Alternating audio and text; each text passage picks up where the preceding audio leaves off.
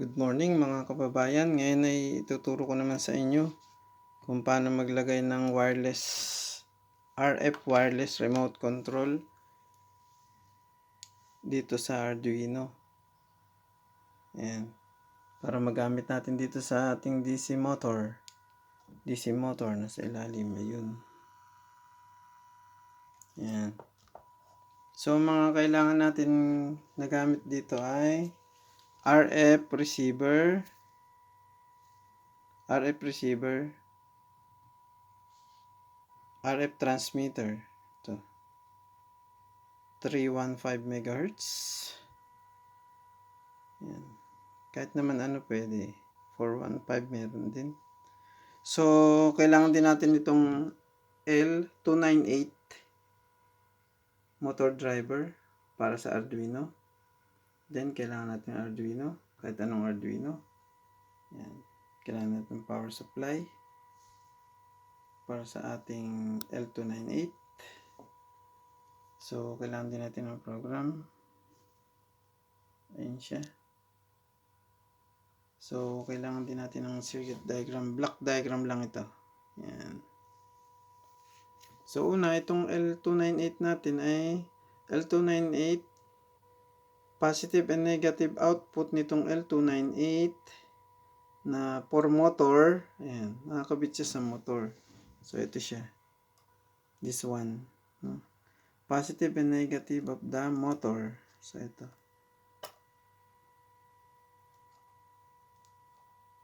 Ayan.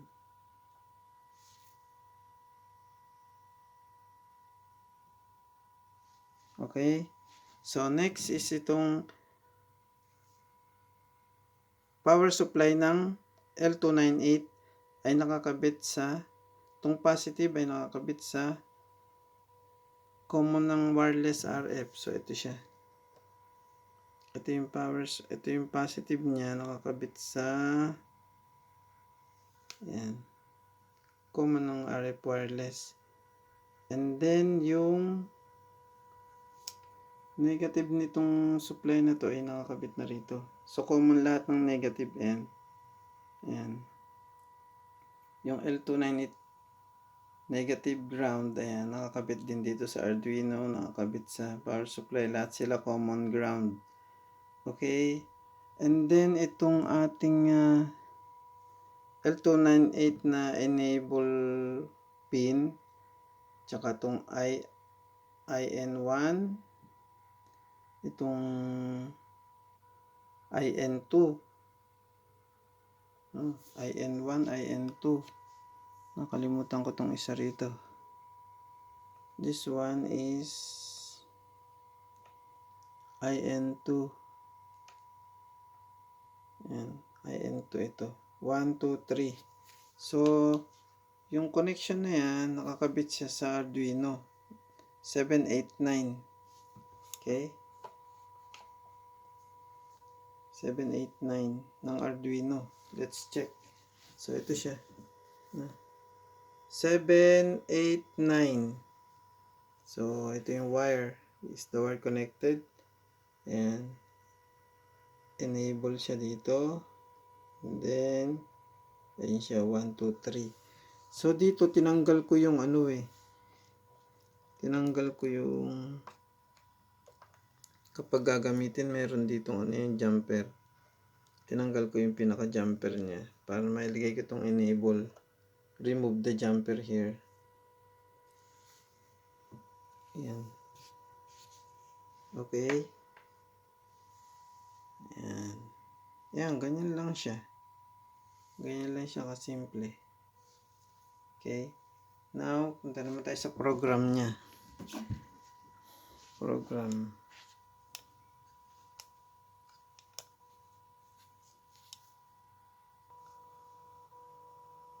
So, ito na yung program na ginamit ko. No? Ayan. Kung meron naman kayo dyan na about the motor, pwede rin. No? Include nyo muna sa library nyo yung yung motor na to. Meron naman dito sa may ito dito. Include in library. So, ayan siya. Ayan na. Include nyo lang L298. Pwede rin yan. Ayan, include nyo na yan para L298 motor driver. Married niya tong ating motor. Ayan, include nyo lang sa library para mabasa niya yan. Tapos, itong Adafruit Motor Shield Library. Ayan. Kaya itong isa yan. Pwede rin yan. Pero itong gagamitin natin sa DC motor eh. So, in-include ko na yan. Ayan. Tsaka ito. Ngayon, paano ito napunta dito? Nagpunta lang ako dito sa dito sa icon na to. Kaya lang wala ngayon eh. Hindi nakakabit ang internet. So, punta lang kayo dito. Ayan. Tapos lalabas na dyan. Ayan, hanapin nyo na dito. Mag-type din kayo dyan kung gusto nyo Adafruit or yung Adafruit i-download nyo. Tapos yung L298 driver. So, ayan. Para mapunta na sa library. So, pag napunta na dito sa may library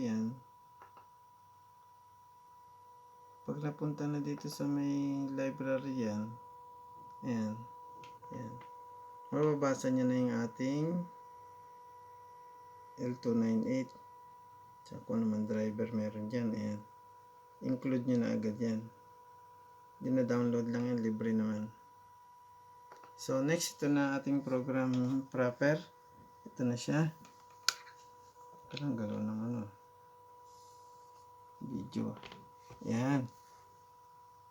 So, itong enable in 1, in 2, ito yung dito sa may L298 natin. Itong pin 789, ito yung sa Arduino natin. So, i-define natin itong connection na ganito. No? Ayan siya, nakaano naman na yun. So, motor A, itong A ang ginamit natin, banda dito. No? Motor A lang. Isang motor lang kasi tayo. So, dito kasi sa ano na to, dalawang motor pwede. A and B. So, pumunta tayo dito sa A muna. Yung unang kinabit natin. Tapos ito yung nakakabit sa 789. So, sa Arduino, dun mo na rin malalaman sa unahan pa lang kung paano yung mga connections na gagawin mo. Na ituturo na agad dito. Yan. So, next, itong function natin. Siyempre, dahil output natin yan, itong ating mga pin output na to, ayan, puro output siya. No? Dito sa ating void setup na yan. Puro output kasi papaganahin nga natin itong itong motor eh. So, kailangan siya output lahat. Okay. Ngayon, to naman sa forward direction niya, to motor forward. Yun, move forward. So, ito, digital right, motor. Itong dalawang pin na to, mag-high and low. No? On and off yan, kumbaga. Analog right, motor, enable pin, speed. So, may speed din tayong gagamitin dyan. So, ayan pa rin yung nasa ating void. Ayan, setup. So, ito na yung susunod. Dahil kailangan natin pabalikin yung yung andar ng motor. Siyempre, may backward. Pero, same lang din naman yung niyan. Ayan oh. Pinaligtad lang natin dito. Low naman siya, high naman dito. Pabalik siya. So, may speed din. The same. Ayan, the same. Pero, speed, tsaka yung time, pwede namang baguhin niya yan lahat. So, dito na tayo sa void setup pa rin. Kasi lahat naman yan, void setup. Yung dito sa may bandang unahan eh. Yung ating, kumbaga kung ating ipagagawa sa motor, yan. So, ito na. So, ayan lang. Hanggang dito lang siya, no? Initialize motor pins.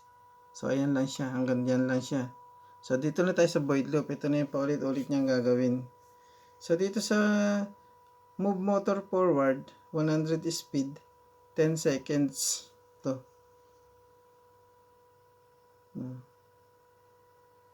Ayan, 10 seconds ang ginawa ko dyan eh.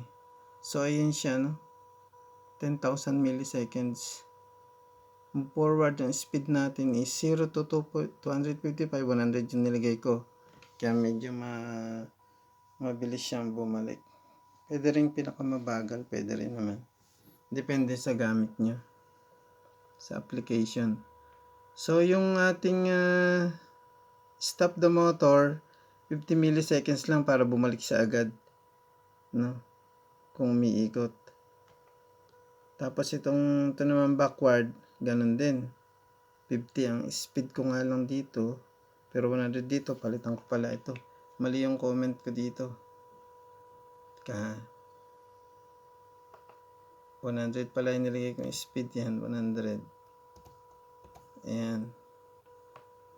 Namali ako dyan. So, ayan.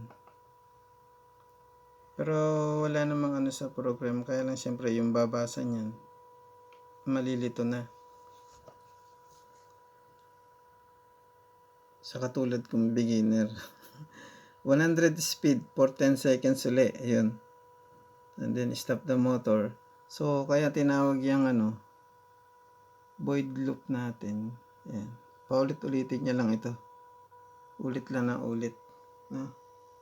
So, ngayon, itong ating setup ngayon ay ganyan, no? 10 seconds siya.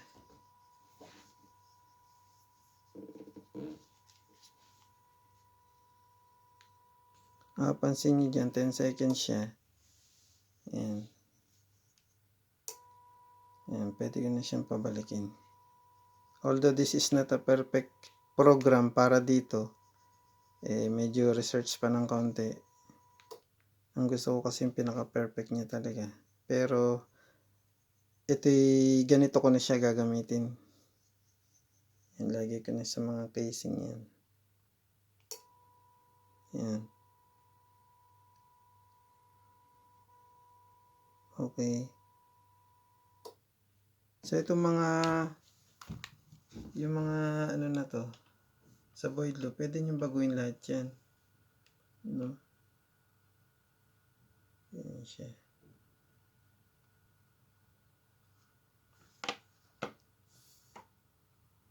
Okay. Thank you very much for watching. Yan.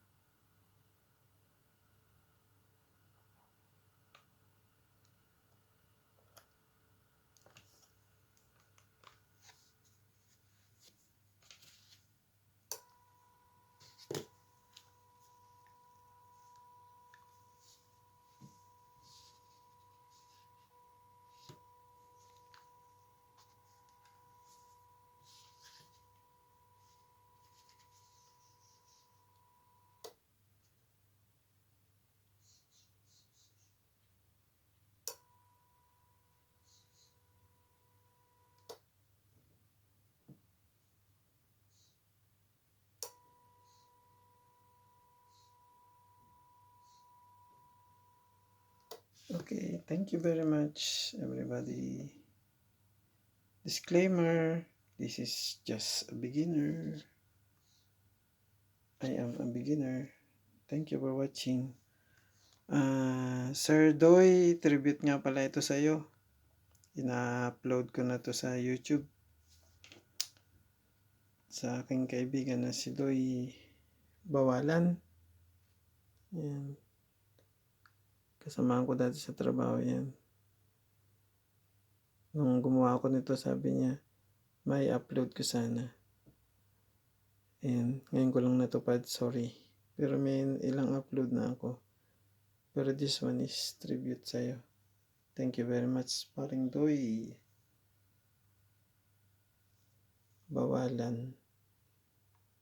Orion, Bataan.